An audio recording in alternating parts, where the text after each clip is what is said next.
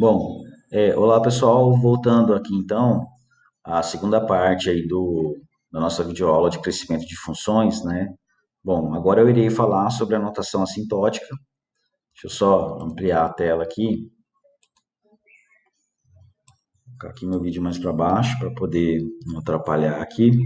Bom, nós vamos usar aí as notações assintóticas, né? Ou melhor, as principais funções assintóticas, que é o θ, o grande e o ômega grande, né? E irei comentar brevemente aí também sobre o O pequeno e o ômega pequeno, perfeito? Então, essas notações assintóticas, elas facilitam aí o trabalho, né? Ou seja, o cálculo para poder representar aí as complexidades de tempo de execução ou até mesmo o uso de memória. Tá bom? Então, vocês vão ver aqui na notação θ, né? A notação θ, ela diz o seguinte, né? Para uma dada função g de n, denotamos por θg de n, né? Ou seja, o θg de n, o conjunto de funções, né? Então, eu tenho aqui a definição, né, da notação θ, que θg de n é f de n, tal que existem constantes positivas C1 e C2 e N0, tais que zero, né, ou seja, um C1, ou seja, tem uma constante C1 G de N menor ou igual a F de N menor ou igual a C2 G de N. E aqui C1 G de N maior ou igual a zero, né? Ou seja, eu tenho que ser capaz aí de encaixar uma função f de n entre um C1 G de N e um C2 G de N, para todo N maior ou igual a n0, né? Então, a princípio pode parecer um pouco meio confuso, né, olhando assim à primeira vista, mas logo vocês vão entender que não tem nada complexo, né? Vocês vão entender o que eu quero explicar aqui em relação às diferentes notações assintóticas, né? Então, bom, dizemos que uma função f de n ela pertence ao conjunto θg de n, né? Se existem as constantes positivas C1 e C2, tais que ela possa ser encaixada, né, entre aspas, aí, entre um C1G de n e um C2G de n, né? Para um valor de n suficientemente grande, considerando aí um n suficientemente grande, né? Como o θg de n é um conjunto, né? Então, poderíamos escrever f de n pertence a θg de n, né? Para indicar que f de n é um membro, né, de ou pertence a θg de n, perfeito? Então, estou falando aqui das partes formais, vocês vão entender melhor conforme eu for mostrando aqui os gráficos, né, e os exemplos de cada uma dessas notações assintóticas. Bom, ao invés de usar aí o f de n pertence a θg de n, né, em geral nós vamos utilizar aí, ou vamos escrever da seguinte forma: f de n igual a θg de n, que na verdade quer dizer o quê? Eu vou verificar se f de n pertence ao conjunto de funções, né, de θg de n, tá bom? Então, quando eu coloco igual, sempre lembrar que esse igual aqui, né, é um abuso da igualdade, perfeito? Ele pode parecer confuso à primeira vista, mas vai facilitar bastante os cálculos de complexidade, perfeito? Esse igual vai estar se referindo ao pertence. Então, se a gente trocasse o igual para pertence, né, não teria problema, ok? Então, só que para facilitar o cálculo, a gente usa o sinal de igual. Perfeito, pessoal?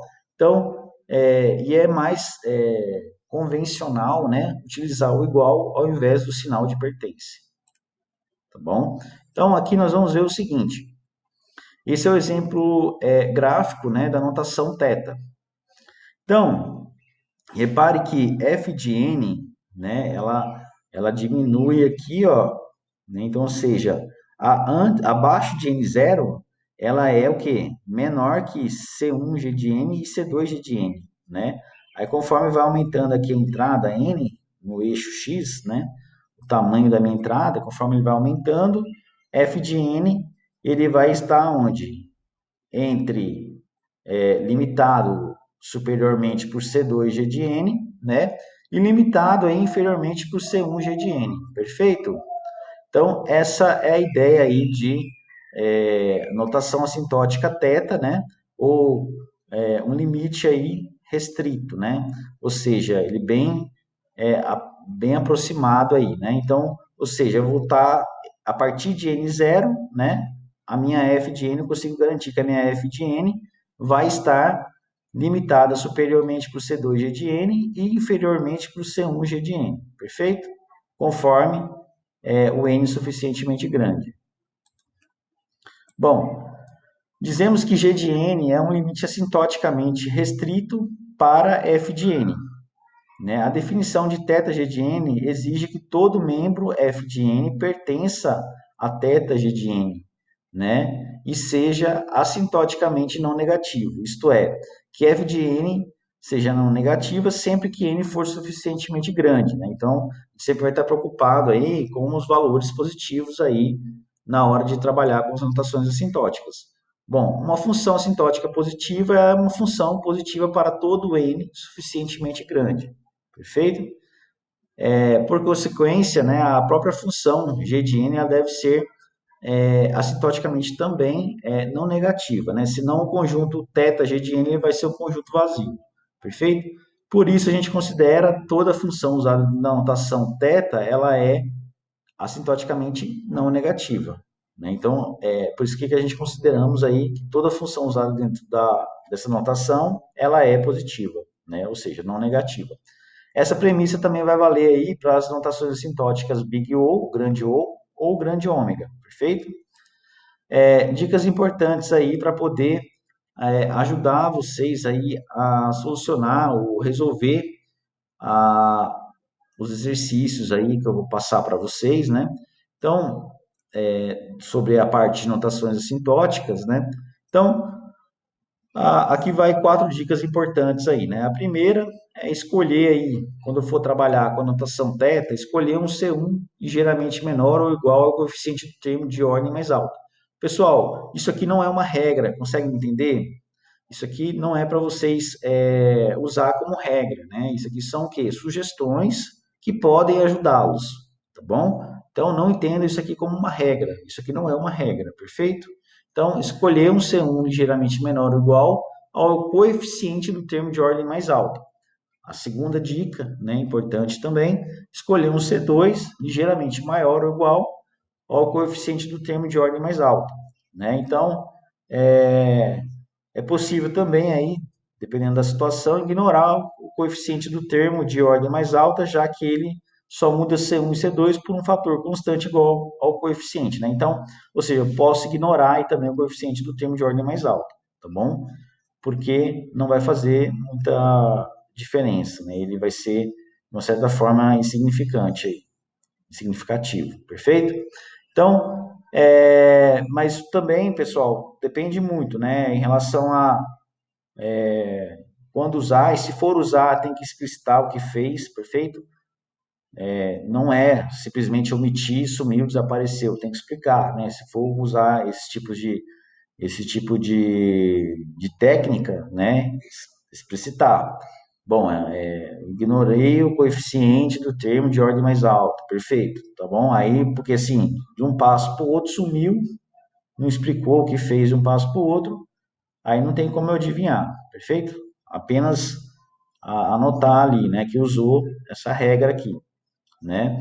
Então, permite que as desigualdades na definição da notação θ, elas sejam satisfeitas, né? Então, quando você escolhe um C1 ligeiramente menor ou igual ao coeficiente de maior grau, ou C2 maior ou igual, né? Isso aí vai permitir que as desigualdades na definição da própria notação θ, elas vão ser aí, ou seja, sejam satisfeitas, né? Então, eu tenho aqui o primeiro exemplo, tá bom? O primeiro exemplo aí de utilização da notação θ. Bom, primeiro passo, né? Considerando esse exemplo 1 aí, eu tenho 1 meio de n ao quadrado menos 3n igual a θ de n ao quadrado. Bom, escolha os valores de C1 e C2 que facilite o cálculo, por exemplo, né? Poderia ser qualquer valor, tá bom? Tanto que sejam constantes positivas, perfeito? Então, eu vou pegar aí um C1 igual a 1 quarto, para poder facilitar as contas, e um C2 igual a meio, 1/2, né? Então, separei as funções aqui. Bom, a minha f de n está aqui do lado esquerdo, ao passo que a minha g de n está aqui dentro da função θ, que é n ao quadrado, perfeito? Vou aplicar a definição da própria notação θ, né? Ou seja, para todo n maior ou igual, n maior ou igual a n0, né? Então, eu faço 1/4 de n ao quadrado menor ou igual a 1/2, né? Então, ou seja, eu não preciso colocar o zero aqui na frente, tá? Depende da situação aí também. Não preciso colocar aqui, ó, porque aqui eu já peguei C1 G de N menor ou igual a F de N que está aqui no meio, menor ou igual a C2 G de N.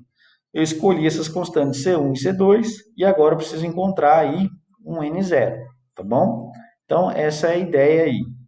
Bom, resolvendo aí um dos lados aí da equação, né? Eu peguei aqui, por exemplo, o lado esquerdo, posso pegar também o lado direito. Mas ao pegar o lado direito, ele vai me dizer o seguinte, que n vai ser maior ou igual a zero, né? Se a gente fosse montar o gráfico disso, não estaria errado, né? Poderia pegar um valor aí de n maior ou igual a zero, mas resolvendo aqui um dos lados da equação, eu vou ter aqui o n0 igual a 12, tá bom? Então, o que que isso quer dizer? Deixa eu só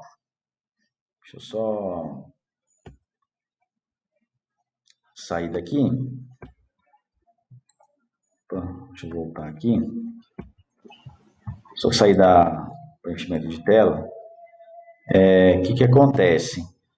Quando eu tenho aqui um valor, né? Deixa eu voltar aqui. Acabei saindo. Quando eu tenho um valor, né? Que não é assim tão preciso, né? Ele fala lá, um n maior ou igual a zero, né? Eu resolvo, é bom sempre resolver os dois lados da inequação, né? Então, eu resolvi o lado esquerdo, poderia resolver agora também o lado direito, mas como eu já encontrei um valor aqui, n0 igual a 12, né? Que é maior do que o outro lado da inequação, eu considero aqui o n0 igual a 12, tá bom? Para C1 e C2 igual a esse valor aqui. Porque o outro lado da expressão vai dar o quê? Um n maior ou igual a zero, se vocês forem resolver o outro lado da equação, perfeito? Então, n maior ou igual a zero e n maior ou igual a 12. Então, eu vou pegar o n maior aí, perfeito? Nesse caso aqui, na situação como eu tive praticamente dois n's, eu vou considerar o maior n aí. Bom, um outro exemplo aqui da função θ, né? É 5n ao quadrado mais 7n.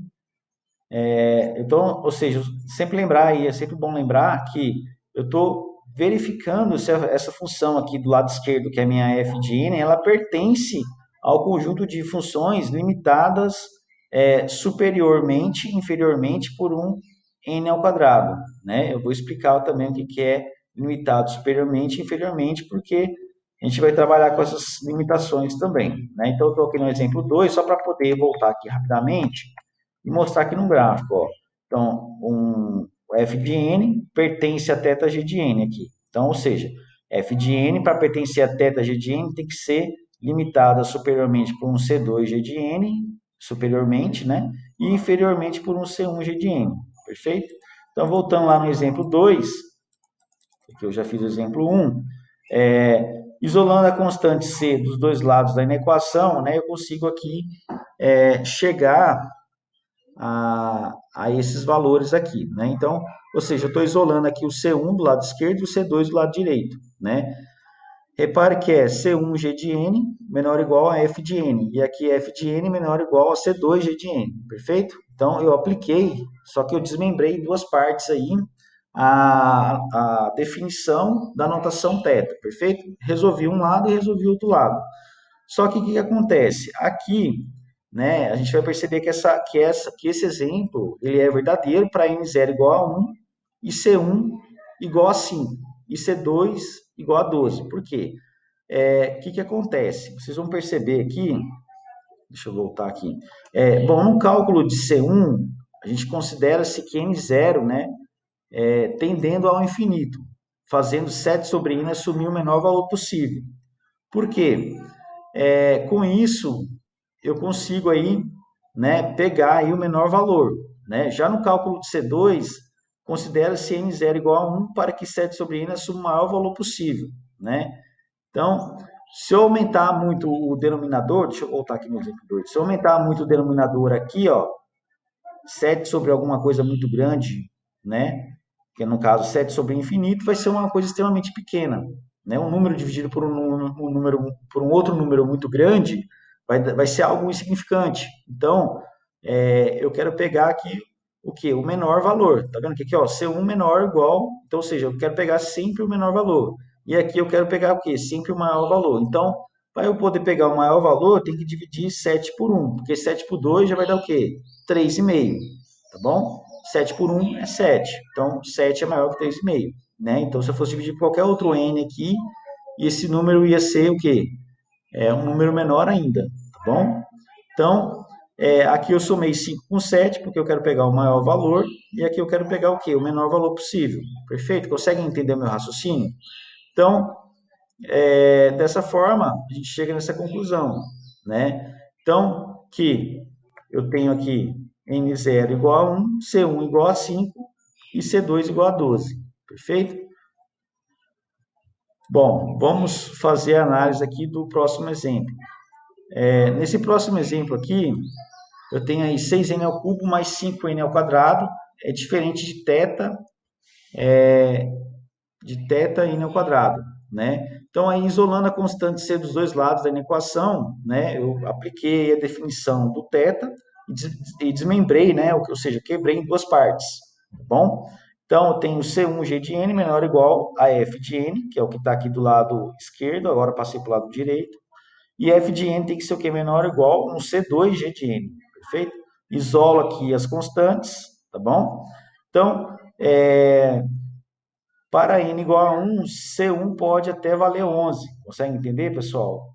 Para n igual a 1, se eu for 6 vezes 1, 6 com 5, 11. Né? Aqui nesse lado está até ok. Né? Porém, não existe um valor fixo para C2. Portanto, a afirmativa é verdadeira, pois perguntava se a expressão era diferente de θ n ao quadrado. Perfeito? Por quê? Observação aí. Por que o valor de C2 ele não pode ser 11? Né? Porque a ideia é que C2 seja sempre maior ou igual a 6n mais 5. Porém, à medida que n aumenta, né, o valor de C2 precisaria aumentar para aumentar aí na mesma proporção aí para poder permanecer maior. Então, ele não é fixo. Consegue entender? A gente não consegue fixar um valor para C2. Como não conhecemos ainda o valor, ou melhor, como não conhecemos o valor de n, mas precisamos considerar que ele aumenta, né? Não dá para fixar um valor de C2 que torne a afirmação CN, 6n mais 5 menor ou igual a C2, né? Ou seja, que torne essa afirmação verdadeira. Porque vamos supor que eu fixasse aí C2 igual a, sei lá, 1 milhão, né? O n poderia ser o quê? 2 milhões, 100 milhões, né? A gente não sabe o valor. Poderia ser um valor muito alto, muito mais alto do que o valor que eu estabeleci para C2, né? Então, como eu não consigo fixar um valor para C2, né?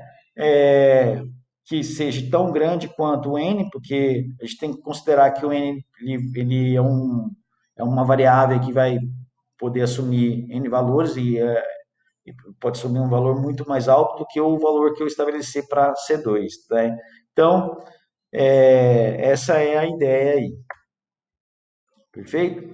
Então, passando agora para a próxima anotação, eu vou fazer o seguinte, eu vou encerrar aqui essa parte para não ficar muito extenso, tá, pessoal? Então, só para encerrar aqui, a gente encerrou então a anotação θ, e eu vou gravar os próximos dois vídeos falando da anotação O e da notação ômega, perfeito? Porque eu acho que fica melhor do que eu gravar um vídeo muito extenso, tá bom? Um grande abraço a todos e até a nossa próxima videoaula.